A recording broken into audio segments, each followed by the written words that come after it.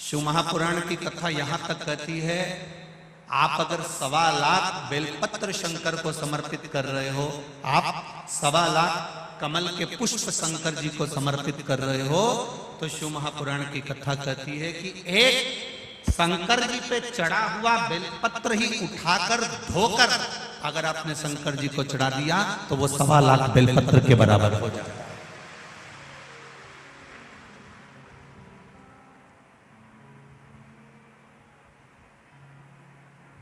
तुलसी का दल, गंगा जल, बेलपत्र और कमल का पुष्प, ये 4 चीजें कभी बासी नहीं होती।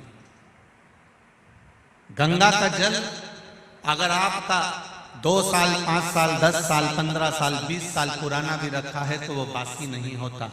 कमल का पुष्प भगवान शिव को समर्पित करने के बाद 5 दिन तक बासी नहीं होता।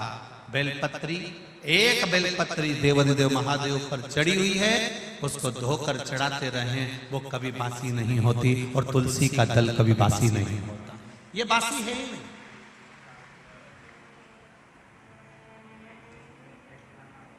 भागवत, रामायण, गीता, शिव पुराण, भगवान का भजन, कीर्तन, स्मरण, मंत्र जाप, आपके गुरु ने जो आपको जाप दिया है, आपके गुरु ने जो शब्द दिया है, आपने जो भगवान का नाम पकड़ कर रखा है, भजन पकड़ कर रखा है, ये कभी बासी नहीं होता। आप जब गाओगे तब वो ताजा, उसमें बासीता नहीं।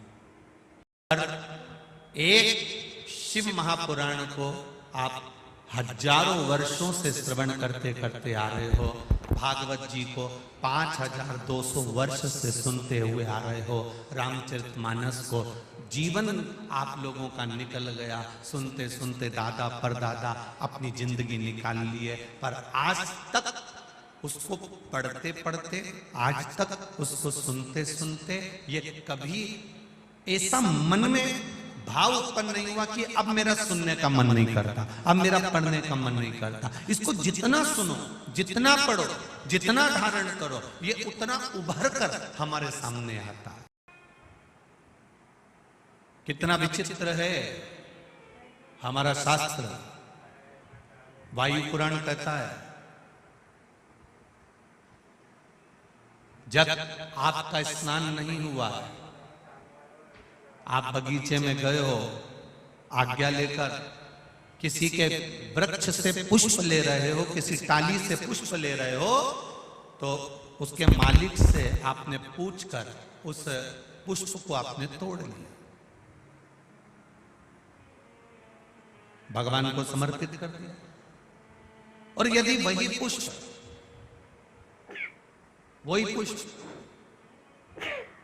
आप बिना पूछे, जिसका बगीचा है, जिसका पौधा है, जिसका पेड़ है, उससे तुमने पूछा ही नहीं, और तुमने तो सोचा हाँ सवेरे सवेरे कौन देख रहा है, फूल तोड़ा, लिया और शंकर जी को चढ़ा दिया।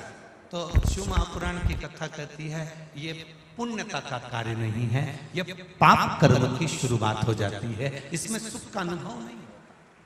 थोड़ा आप लोगों को बड़े बुरा लग सकता है कि हम दूसरे के पेड़ से फूल तोड़कर ला रहे हैं, या तो आपको उस पेड़ वाले से हम दूसरे के बगीचे से पुष्प लेकर आ रहे हैं, या तो उस बगीचे वाले से हम दूसरे के यहाँ से पुष्प लेकर आ रहे हैं। उस पुष्प जिसके बगीचे से ला रहे हो, जिसके पौधे से ला रहे हो, जिसके वृक्ष से ला रहे हो, शंकर भगवान को फूल चढ़ाने का भी नहीं है आपके पास में, तो आप एक चावल का दाना चढ़ा दो, पर अपना चढ़ा। शंकर जी को अगर फूल चढ़ा रहे हो तो आप पहले सामने वाले से पूछो कि आपके बगीचे से मैं रोज फूल तोड़ सकती हूँ, आपके यहाँ पेड़ से मैं आप पुष्प ले सकती हूँ।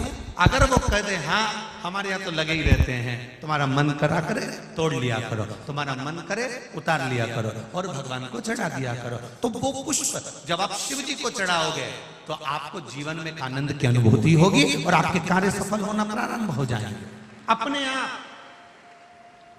पर यदि हमने चोरी कर कर चुपचाप से जाकर पुष्प को चुरा लिया, बगीचे से निकाल लिया, और तुमने सोचा मैं भगवान का श्रृंगार करूंगी, मैं भगवान को सजाऊंगी, मैं भगवान का अलौकिक श्रृंगार करूंगी, तो उसमें पुण्यता का भाग नहीं आता महाराज, उसमें सुख का अनुभव नहीं होता। हमने शिव को समर्पित करा, हमने देवाधिदेव महादेव को समर्पित करा, और विश्वास रखकर जो दिया गया, भाव रखकर जो दिया गया, चोरी कर नहीं, छुपा कर नहीं। यहां तक शिव महापुराण की कथा कहती है, एक लोटा जल अगर लेकर शंकर जी के मंदिर में जा रहे हो तो अपने बल पर, अपने दम पर, अपने आनंद में जाओ, अपने विश्वास के साथ जाओ, अपने भरोसे के साथ जाओ। शिव जी पर चढ़ाने वाली वस्तु, शिव जी को समर्पित करने वाली वस्तु, शंकर भगवान को देने वाली वस्तु अपनी खुद की हो। पहले के लोग क्या करते थे, मंदिर जाते थे, मंदिर का ही जल भरकर शिव जी को चढ़ा देते थे। अब आप लोग मंदिर का जल लेते हो क्या? बोलो बोलो, जम के बोलो, जम नहीं लेते। कहां से लेकर जाते हो? अपने अपने घर से लेकर। कारण क्या है? वास्तु दोष होता है तो घर में होता है, पितृ दोष होता है तो घर में होता है, काल सर्प दोष होता है तो घर में होता है। घर के हंडे में से, मटके में से, परिंडे में से जब हम एक लोटा जल लेकर जाते हैं और शिव जी को समर्पित करते हैं तो अपने घर के सारे दोष अपने आप समाप्त हो जाते हैं।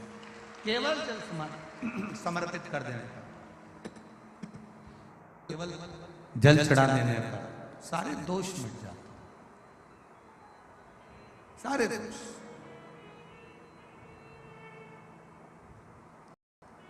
भगवान शिव ओगड़दानी, त्रिकालदर्शी, कैलाशी, अविनाशी, मेरा देवाधिदेव महादेव, करुणा करने वाला, अपना खुद का एक बहुत सुंदर संवाद शिव महापुराण के अंतर्गत आता है, पुष्पदंत की कथा।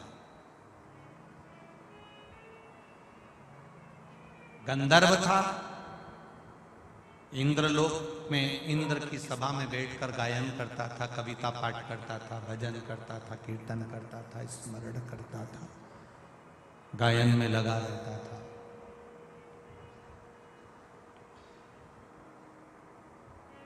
एक बार उसके मन में आया कि पृथ्वी पर मैं जरा भ्रमण कर कर आता हूं, पृथ्वी घूम कर आता हूं, और पृथ्वी पर भ्रमण करने के लिए हो गया।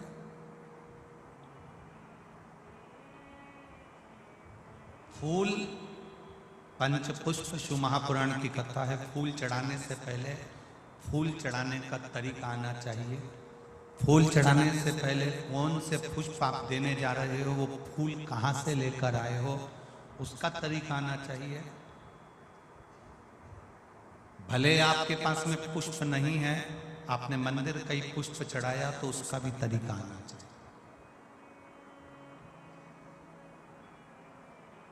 कोई जरूरी नहीं है कि आप नए नए भजन का निर्माण करोगे। आप दूसरे का भी अगर भजन गा रहे हो तो उसको भी गाने का तरीका होना चाहिए।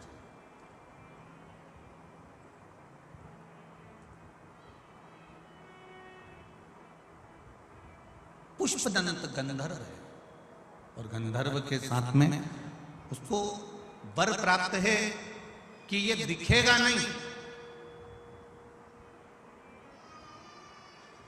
ये दिखेगा नहीं, और ये कुछ भी कार्य करेगा तो लोगों को दिखेगा नहीं, इसकी वाणी नहीं दिखे, सुनाई नहीं देगी, इसके शब्द नहीं सुनाई देंगे, ये सामने दिखेगा नहीं। ये पुष्पदंत गंधर्व की कथा।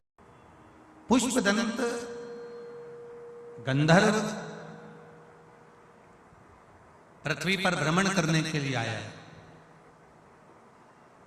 और जब पृथ्वी पर भ्रमण करने के लिए पुष्पदंत गंधर्व आता है, पुष्पदंत गंधर्व जब पृथ्वी पर भ्रमण कर रहा होता, भ्रमण करते करते इसकी आदत थी भगवान शिव की भक्ति करना, भगवान शंकर का भजन करना, भगवान शंकर का स्मरण करना, शिव जी की आराधना करना, शिवलिंग की पूजन करना। अब पुष्पदंत गंधर्व ने विचार करा कि मैं पृथ्वी पर आ गया हूं, क्यों ना यहां शंकर के शिवलिंग का निर्माण करूं और उसका पूजन करूं। एक पार्थिव शिवलिंग का निर्माण पुष्पदंत गंधर्व करने लगा।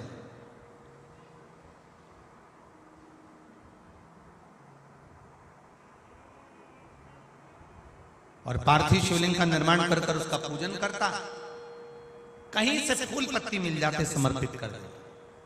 एक बार उसके मन में आया कि चलो जरा मैं भ्रमण कर कर आता हूं। भ्रमण करते करते करते करते राजा चित्ररथ के सुंदर उद्यान में, सुंदर बगीचे में पहुंच गए। जैसे अपने घर का एक लोटा जल लेकर जा रहे हो, अगर किसी के यहां तुमने पूछ लिया कि हमें आपके बगीचे का फूल ले जाएं, वो आज्ञा दे दे तो ले जा।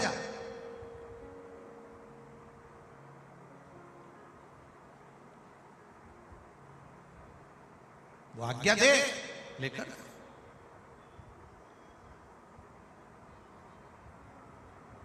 आज्ञा होने के बाद में फूल शिव जी को चढ़ा रहे हो तो वायु पुराण कहती है, वायु पुराण वर्णन करती है कि शंकर भगवान को या देवताओं को जो पुष्प चढ़ता है, उस फूल को अगर कोई पेड़ पे से, डाली पे से तोड़ा जाता है तो नहाकर नहीं तोड़ते। भगवान को चढ़ने वाले पुष्प को बिना नहाए तोड़ा जाता है। नहाकर पुष्प नहीं तोड़ा जाता। वायु पुराण का शब्द कह रहा है भगवान को समर्पित होने वाले पुष्प जब आप तोड़ते हैं, लेकर आते हैं, और पुष्प का एक नियम है, पुष्प धोया भी नहीं जाता। पुष्प को पानी में धोते नहीं, जैसा डाली से मिला है बस उसको लिया, रख दिया। जब आप पूजन करने के लिए बैठे और पूजन के समय पर उस पुष्प को तुमने उठाकर भगवान को समर्पित किया, भगवान को चढ़ाया, भगवान को समर्पित करना प्रारंभ करा। अब आप लोग कहेंगे गुरुजी शरीर बासी है, शरीर हमारा, बताओ हम स्नान करें नहीं है और स्नान नहीं करे और फूल तोड़ लिया तो वो फूल अशुद्ध नहीं हो गया? वो फूल शुद्ध ही नहीं हुआ। वायु पुराण कह रही है, वायु पुराण वर्णन कर रही है भगवान को चढ़ने वाला पुष्प जब हम डाली पे से उतार कर लेकर आते हैं और लाकर हम भगवान के पास में कहीं स्थान पर रख देते हैं, और स्नान करने के बाद जब हम शंकर भगवान को या कोई भी, राम जी को, कृष्ण जी को, ठाकुर जी को, देवी जी को वो पुष्प जब समर्पित करते हैं तो उससे ना जाने कितने कितने दोष हमारे जीवन के समाप्त हो जाते हैं। ये वायु पुराण वर्णन कर, ना जाने कितने कितने दोष हमारे समाप्त हो जाते हैं। ये वायु पुराण कर, ये वायु पुराण। अब पुष्पदंत गए, देखते देखते चित्ररथ राजा के बगीचे में प्रवेश कर गए। अब चित्ररथ राजा के बगीचे में प्रवेश कर, बड़ा सुंदर बगीचा था, बड़ा सुंदर, देखकर मन में उमंग आ गई कि मुझे इसमें से पुष्प तोड़ना। राजा चित्ररथ के बगीचे में प्रवेश कर गए, बिना पूछे, बिना जाने, बिना बात करे, बस बगीचे में गए और फूल तोड़कर, पत्तियां तोड़कर लेकर आ गए और लाकर उन्होंने भगवान शंकर को समर्पित करना प्रारंभ किया।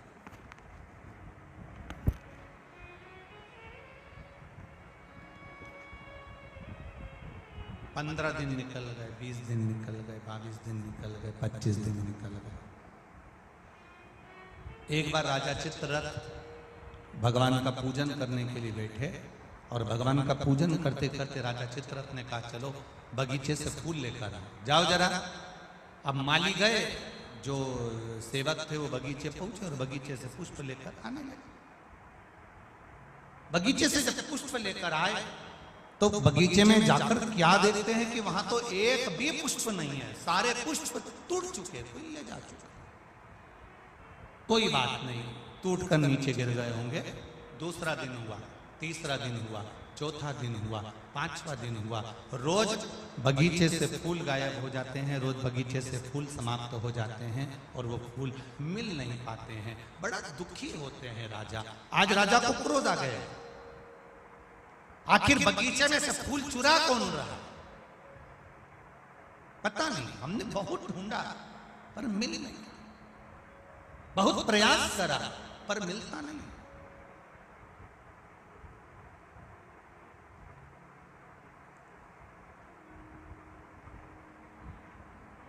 दूसरे दिन दूतों को बगीचे में चुपचाप से बिठा दिया गया, पर पुष्पदंत गंधर्व को तो वर मिला हुआ था। पुष्पदंत गंधर्व को आशीर्वाद मिला हुआ था कि ये दिखेगा नहीं, इसकी वाणी सुनाई नहीं देगी, इसके चलने पर इसके कदम की आवाज नहीं आएगी। इसको तो वर था। अब ना तो वाणी सुनाई दे रही है, ना कदम चलते हुए दिख रहे हैं, ना ये दिख रहा, फूल टूट गए, ले गए। राजा को क्रोध आ गया। चित्ररथ राजा ने विचार करा कि मेरे यहां से रोज फूल जा रहे हैं, पकड़ाई में नहीं आ रहा, तो अब करूं क्या? राजा चित्ररथ शिव जी की उपासना करता था, भगवान शंकर का भजन करता था, शिव जी की आराधना में डूबा रहता था। आज उसने विचार करा शंकर जी पे से चढ़ा हुआ निर्माल्य बेलपत्र उठाया जाए और शिव जी पे से चढ़ा हुआ निर्माल्य उठाकर, बेलपत्र उठाकर बगीचे के आसपास में डाल दिया जाए।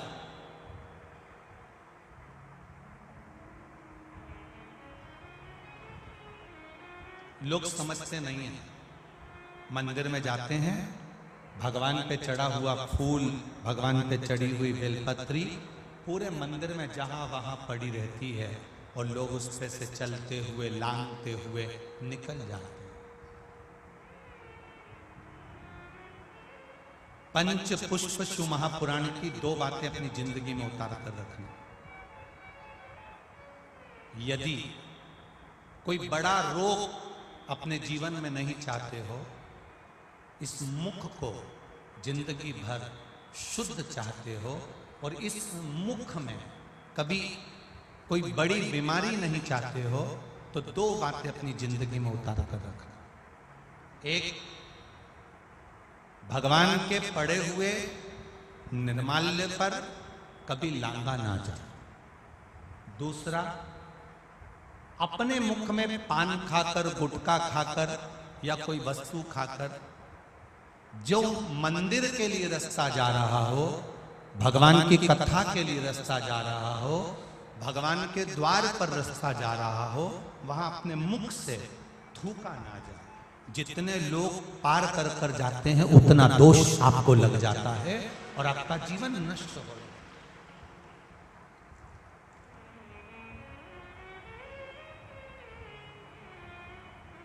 बीच पथ पर जिस मार्ग से भगवान शंकर का शिवालय जा रहे हो, जिस मार्ग से भगवान के मंदिर जा रहे हो, जिस मार्ग से अगर कोई नारी, कोई पुरुष, कोई बच्चा, कोई बूढ़ा, कोई व्यक्ति 1 लोटा जल लेकर भी अगर भगवान के मंदिर जा रहा है, उस मार्ग पर, बीच मार्ग पर अगर कोई थूकता है और उस थूक को जितनी बार लोग लांघ कर मंदिर के द्वार तक जाते हैं, उतना उतना रोग इस शरीर के अंदर बढ़ता चले जाता है। इसलिए हमारे यहाँ पहले के समय में, आज के लोगों को तो स्मरण है कि नहीं है, पहले तो थूकने के लिए भी एक पीक दान होता था जिसमें थूका जाता था। आज के जमाने में तो आदमी पूरी पृथ्वी को पीक दान बनाकर रखा है, जहां मर्जी पड़ती है वहां थूक देता है।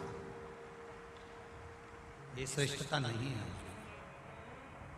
ये वसुंधरा, ये पृथ्वी, ये वसुंधरा, ये भूमि माता, ये पृथ्वी माता, जिसकी गोद में हम पाल पोस कर बड़े हुए हैं, जिसका दिया हुआ अन्न हम पा रहे हैं, जिसके आनंदमय आशीर्वाद से हम अपनी जिंदगी जी रहे हैं, इस पृथ्वी को भी नमन करना चाहिए। नमन, प्रणाम करना चाहिए। हम हमेशा कहते आए हैं, आज फिर कहते हैं, जिसकी बंजर भूमि पड़ी हो, जिसमें अनाज भी नहीं होता हो, बहुत मेहनत कर ली है, उस भूमि में कुछ नहीं होता, लोगों ने कह दिया भूमि में कुछ नहीं होता, ये जमीन बेकार है, ये जमीन बेकार है, ये जमीन बेकार है। आपसे निवेदन करना चाहेंगे, किसी मंदिर का निर्माल्य जो शिव जी पर चढ़ा हो, इकट्ठा हो गया हो, उस मंदिर के निर्माल्य को एकाग्रित कर लो, डलिया में भर लो और पूरे भूमि पर उस निर्माल्य का खाद बनाकर उस पूरी जमीन पर आप उस निर्माल्य के खाद को थोड़ी थोड़ी दूर पर इतना इतना खड्डा खोद कर बाबा के उस निर्माल्य को डालना प्रारंभ करिए। क्यों? क्योंकि उससे भूमि की उपज देवाधिदेव महादेव की कृपा से अपने आप बढ़ना प्रारंभ हो जाए। उसको रखो, डालो, सभी जगह पर नहीं, कुछ स्थान चिन्हित कर लो कि हाँ ये बमोल का पेड़ है, इसके नीचे मैंने रख दिया, ये पीपल का पेड़ है, इसके नीचे मैंने रख दिया। उस निर्माल्य का एक बाबा से निवेदन कर कर बाबा बस आपको लेकर जा रहा हूं, ये समझो कि आप मेरी भूमि को उपजाऊ आप बना सकते हो, मेरे जीवन को धन्य आप बना सकते हो। उससे दो फायदे होंगे। क्या? एक, निर्माल्य जो इकट्ठा होता है लोग उसको ले जाकर नदी में डाल देते हैं, नदी में डाल देने से नदी दूषित हो जाती है, नदी में प्रदूषण हो जाता है। तो वो निर्माल्य जब आप जमीन में ले जाकर गाड़ोगे, डालोगे तो नदी भी शुद्ध होगी और भूमि में भी उसकी खाद बनकर उस भूमि पर भी उसका शुद्धता का भाव जागृत होगा। अब करो, आप कहो,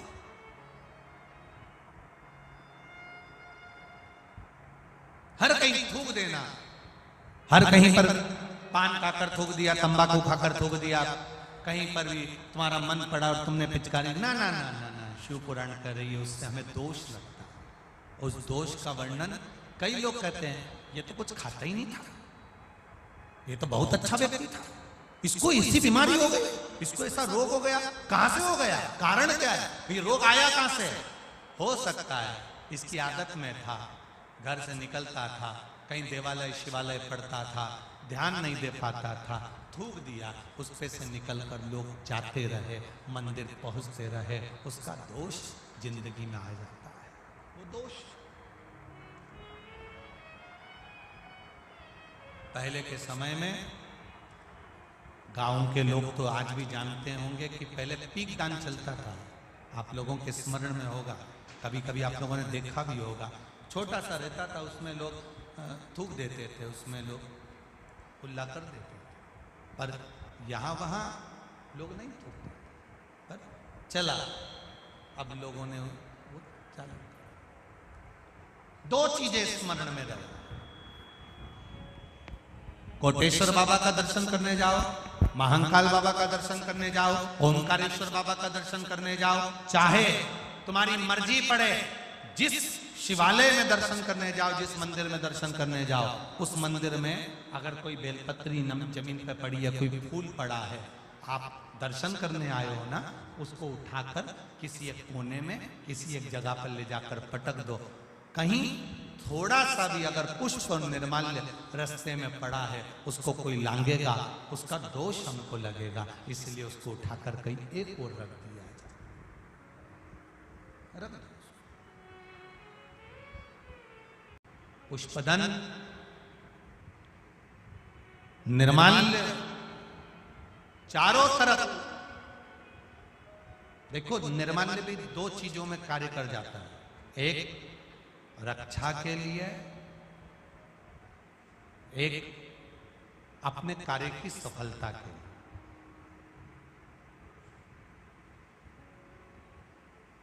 कोई बड़ी बीमारी होने पर शंकर जी पे चढ़ी हुई बेलपत्र जब हम उठाकर लाते हैं, उसको खाते हैं, वो औषधि का कार्य कर जाते हैं। शिव भक्ति का स्मरण करें। एक बात और बड़े अच्छे से कहना चाहेंगे, प्रयास करना,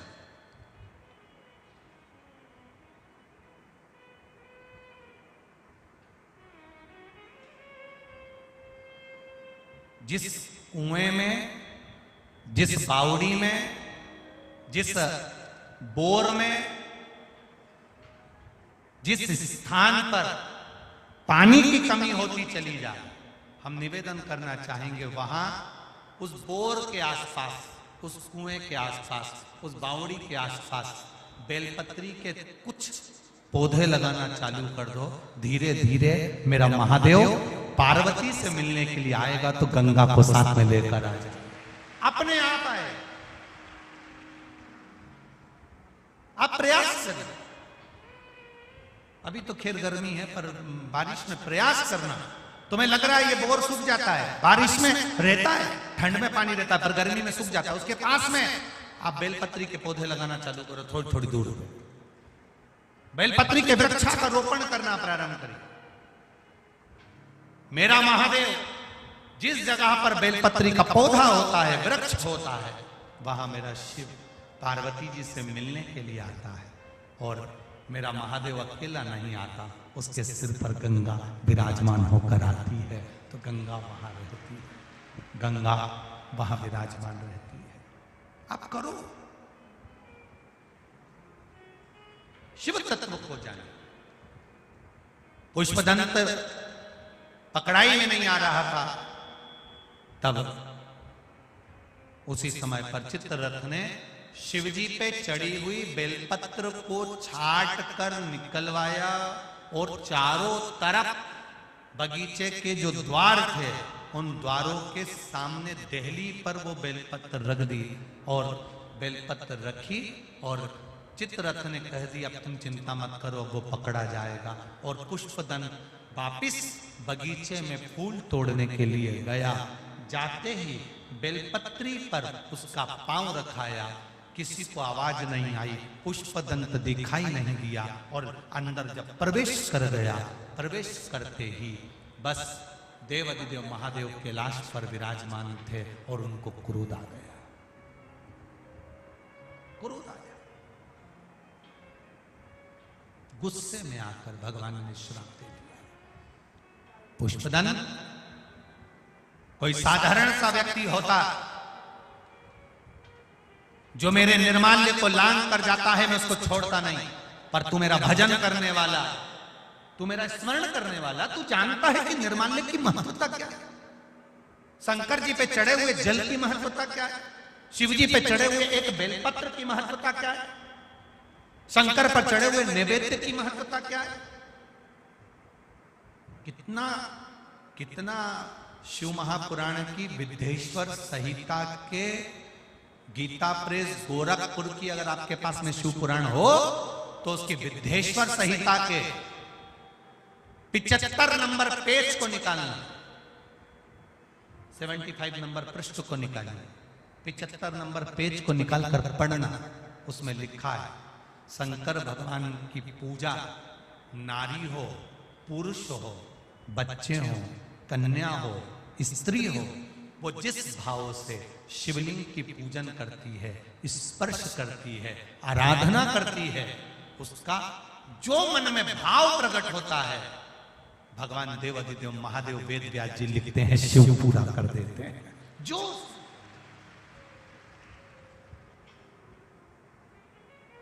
शंकर भगवान पर चढ़ा हुआ जल, शिव जी पर समर्पित किया हुआ जल जो आचमन कर लेता है, शरीर में कितने भी रोग हो रहे हो, वो रोग धीरे धीरे समाप्ति की ओर जाना प्रारंभ कर देते हैं। समाप्ति।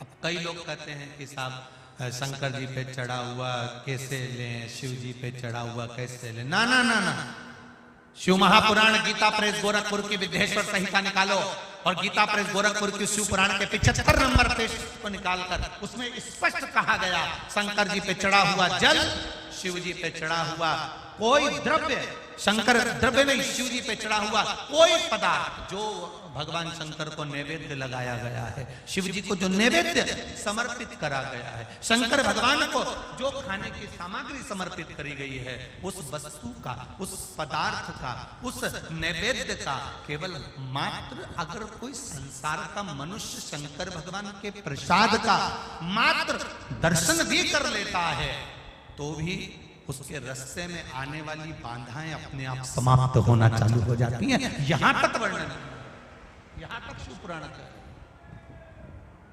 ये शिव तत्व यहां तक है, ये ओगरदानी की कथा यहां तक है। अब भगवान पुष्पदंत अंदर जा रहे थे, शिव जी के नेत्र खुल गए, भगवान शंकर को क्रोध आ गया। और देवाधिदेव महादेव को जब क्रोध आया, शिव जी को जब क्रोध आया, शंकर भगवान को क्रोध आया और उन्होंने कह दिया, पुष्पदन तू मेरा भजन करने वाला, पूजन करने वाला, अर्चना करने वाला, और तू गलती कर रहा है। मैं तुझे श्राप देता हूं, छुपने की कला, दिखने की कला जो तेरी थी, इसको मैं समाप्त करता हूं। और बस इतनी देर में तो चित्ररथ को पुष्पदंत दिख गए, पकड़ लिया, ले जाकर सभा में खड़ा कर दिया। चित्ररथ ने पुष्पदंत से पूछा, तुम कौन हो? मैं गंधर्व हूं, इंद्रलोक में रहता हूं। आपके बगीचे में फूल अच्छे दिखे थे, पुष्प अच्छे नजर आ रहे थे, इसलिए मैंने तोड़ दिया। पुष्प अच्छे थे, मैंने तोड़े, भगवान की पूजन में ले गया। शंकर भगवान प्रकट होकर कहते हैं, रे पुष्पदन तू मेरी पूजन कर रहा है और चोरी की वस्तु से कर रहा है।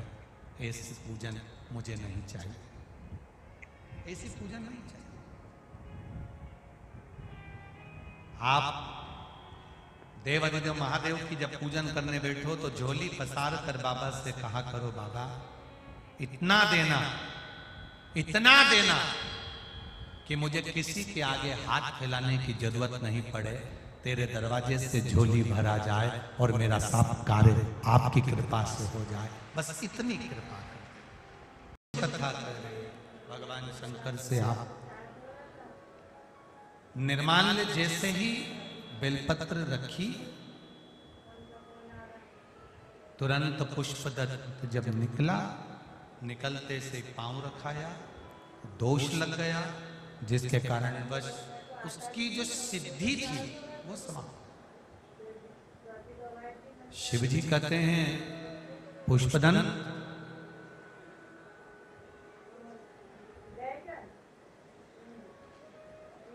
अपना खुद का जल, अपना खुद का पुष्प या किसी आज्ञा से लिया गया कोई पदार्थ शिव को समर्पित करता है, उसका फल जीव को जरूर। शिव तत्व की प्राप्ति आपके भीतर। पंच पुष्प में से एक पुष्प पारिजात का फूल, जिसको हार श्रृंगार का फूल भी कहते हैं, जिसको शिडली का फूल भी कहते हैं। पारिजात, हार श्रृंगार, ऊपर से सफेद, नीचे जो उसकी डंडी होती है वो थोड़ी नारंगी होती है, संतरे की कलर की होती है, नारंगी कलर। महाराज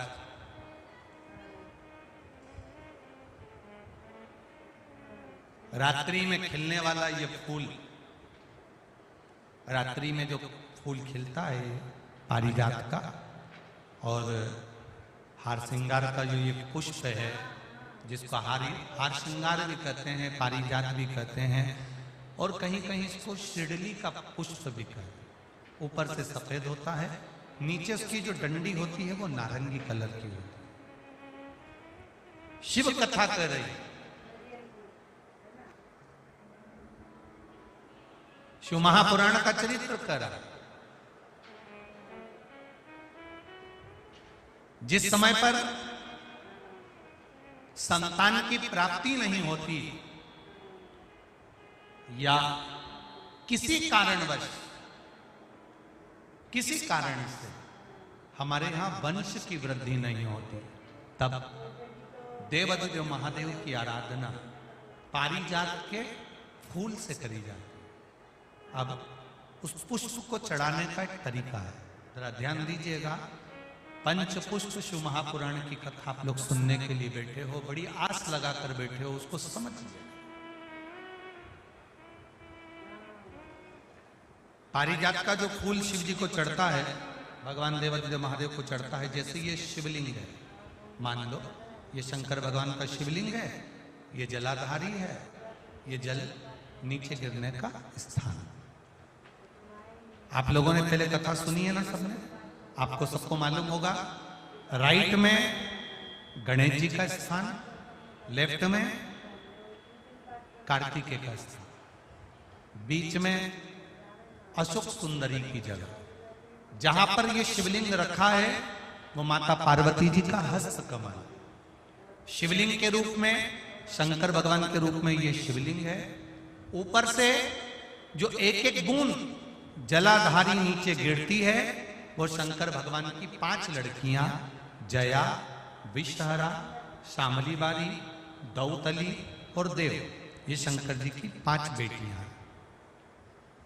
वंश वृद्धि के लिए, कार्य सिद्धि के लिए, वैभव प्राप्ति के लिए, या अपने हृदय की सुख समृद्धि के लिए, संतान प्राप्ति के लिए पारिजात हार श्रृंगार के फूल की शिव जी को आराधना होती है।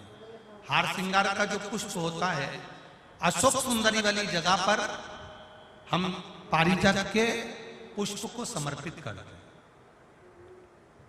उसकी डंडी का जो मुख है वो शिवलिंग की ओर होता है जब अपन अशोक सुंदरी पर चढ़ाते हैं, और फूल का मुख इधर होता है। वापिस उसी पारिजात के पुष्प को उठाकर हम माता पार्वती जी के हस्त कमल पर, जो गोल हस्त कमल है, वहां समर्पित करते हैं। उस जगह पर माता पार्वती जी की ओर से जो पुष्प समर्पित किया जाता है, उसकी डंडी पारिजात की हमारी ओर होती है, पुष्प का मुख महादेव की ओर होता है। तीसरी जगह जब हम पारिजात के पुष्प को अशोक सुंदरी पे से उठाकर जगत जननी के हस्त कमल पर रखते हैं, हस्त कमल पे से उठाकर देवादिदेव महादेव के शिवलिंग पर रखते हैं, उस समय पर पारिजात के पुष्प की डंडी शिवलिंग के ऊपर होती है और फूल का मुख अपनी ओर होता है। इस जगह पर पारिजात के पुष्प की डंडी के केसर से ही महादेव को त्रिपुंड लगाया जाता है और महादेव से प्रार्थना करी जाती है। अब पारिजात के फूल का केसर कैसे बनाना है वो भी एक बार आप लोग अच्छे से समझे। जैसे मान लो अभी पारिजात का तो फूल यहाँ पर नहीं है, पर आप टीवी पर दर्शन कर रहे होंगे। पारिजात पुष्प की जो पीछे की डंडी होती है, फूल सफेद और पीछे जो डंडी होती है नारंगी कलर की, केसरिया कलर की, उसको तोड़ लिया जाता। तोड़कर ऐसी 25-50 फूल की पीछे की डंडी को तोड़कर उसको रख दिया जाता। उसको धूप में नहीं सुखाते, केवल घर में उसको एक कटोरी में या थाली में रख दो, वो धीरे धीरे सूख जाएगा। सूखने के बाद उसको पीसकर उसका चंदन तैयार हो जाएगा, पारिजात फूल की उस डंडी का। और जिस समय वंश के लिए, सिद्धि के लिए, कार्य सिद्धि के लिए या वैभव प्राप्ति के लिए हम पारिजात का पुष्प देवादिदेव महादेव को समर्पित करते हैं, उस समय इसी को पानी में घोलकर देवादिदेव महादेव को जब आप लगाएंगे तो जैसे केसर घुलती है, केसर का जैसे कलर होता है, केसर जैसी सुगंध करती है, वैसे की वैसे ही ये पारिजात की जो डंडी आप लोगों ने सुखाई है, वही डंडी का जो चंदन बनाया है, शिव जी को लेपन करा है, उस समय पर अपने हृदय की बात आपने जो देवादिदेव महादेव को कही है, बस वही सुगंध हमारे जीवन में आना प्रारंभ हो जाती है। वो पारिजात हार श्रृंगार। अब जरा ध्यान दीजिएगा, हार श्रृंगार के पुष्प, पारिजात का जो पुष्प है, सोमवार की अष्टमी पड़ने पर यदि हम देवादिदेव महादेव की पारिजात के फूल से आराधना करते हैं, स्मरण करते हैं, तो उसका फल भी हमें अधिक प्राप्त होगा। पारिजात का हम तो यहां तक कहेंगे, अगर आपके यहाँ हार श्रृंगार का पेड़ लगा हो, पारिजात का पुष्प यदि आपके यहाँ होता हो, रात को खिलता है, सवेरे मिलता है, ऐसा पारिजात का अगर वृक्ष आपके यहाँ लगा हो तो प्रयास करना। 12 महीने शिवरात्रि आती है, बोलो आती कि नहीं आती? आती है ना 12 महीने। 12 महीने शिवरात्रि आती है, कैलेंडर पर एक गोला बनाकर रख देना कि हमको ये शिवरात्रि आई है, हर महीने की शिवरात्रि तुम्हारे ध्यान में रहेगी। एक पारिजात का पुष्प, हार श्रृंगार का पुष्प, एक अगर देवाधिदेव महादेव को आपने चढ़ाना चालू कर दिया, समर्पित करना प्रारंभ कर दिया, तो आपको पीछे पलट कर देखने की जरूरत नहीं पड़ेगी, महादेव हाथ पकड़ेंगे। पारिजात का पुष्प शिव को समर्पित।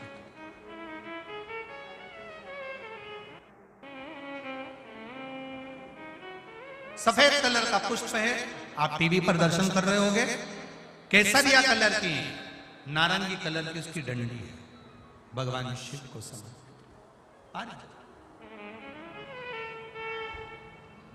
जब हम देवाधिदेव महादेव को जल समर्पित करते हैं, भगवान शंकर को जब हम जल चढ़ाते हैं, उस समय पर भी भगवान को, अगर तुम्हारे पास में थोड़ा सा पारिजात की जो डंडी है सुखाई है, आपने पारिजात फूल के नीचे की जो डंडी है उसको तुमने सुखाकर अगर चंदन बनाया है, तो वो चंदन आप प्रतिदिन भी देवाधिदेव महादेव को समर्पित कर सकते हो। पारिजात पुष्प। एक बात और हमारे स्मरण में रहे,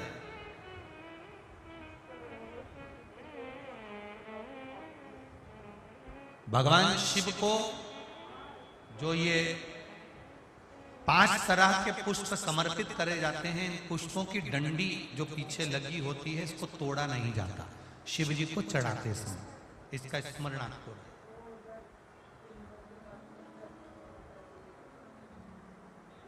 3 शिवालय ऐसे हैं जहां पर पारिजात के पुष्प को समर्पित कर देने से, भगवान शंकर को अगर पारिजात का पुष्प समर्पित किया जाता है तो मनवांछित फल की प्राप्ति होती है। पहला, मां नर्मदा से निकला हुआ कंकर नर्मदेश्वर महादेव।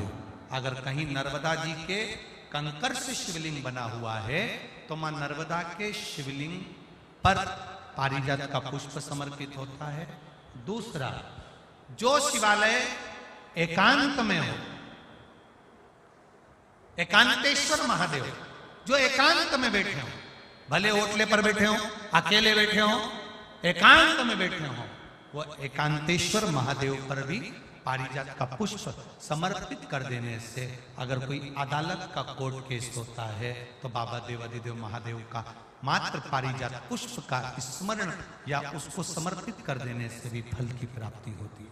तीसरा, ऐसा शिवालय जो नदी के तट पर हो, सरोवर के तट पर हो, कुंड के तट पर हो, बावड़ी के तट पर हो, कुएं के तट पर हो। पहले हमारे जो पूर्वज होते थे वो कुआं बावड़ी के पास में शंकर जी का शिवलिंग रख देते थे। ध्यान में होगा, जिसको स्मरण में होगा उसको मालूम होगा। शिवलिंग लाते थे और जहां कुआं होता था, बावड़ी होता था, तालाब होता था, नदी होती थी, उसके तट पर, उसके पास में शिवलिंग रख देते। कारण क्या है? किसी जलाशय, कुआं, बावड़ी, तालाब, नदी, सरोवर, इसके पास में जो शिवलिंग होता है, उस शिवलिंग को बहुत सिद्ध करने की जरूरत नहीं होती। स्वयं गंगा मैया उस कुंड बावड़ी के रूप में रहकर शिवलिंग को सिद्ध कर देती है और वहां स्वयं विराजमान हो जाती है महाराज। वहां पर भी यह हार श्रृंगार पारिजात का पुष्प शिव को समर्पित किया जाए। 3 जगह ऐसी है जहां कभी मौका मिल जाए और तुम्हारे पास में पारिजात का फूल हो और कहीं तुम्हें मिल गया, तुमने आज्ञा ले ली, हम ये पुष्प ले लें क्या, और लेकर अगर आपने चढ़ाया है तो उसका फल जरूर मिलेगा। पारिजात, हार श्रृंगार का पुष्प। चंदन भी प्रयोग कर सकते हो। चंदन महाराज शिव पुराण कह रहे हैं,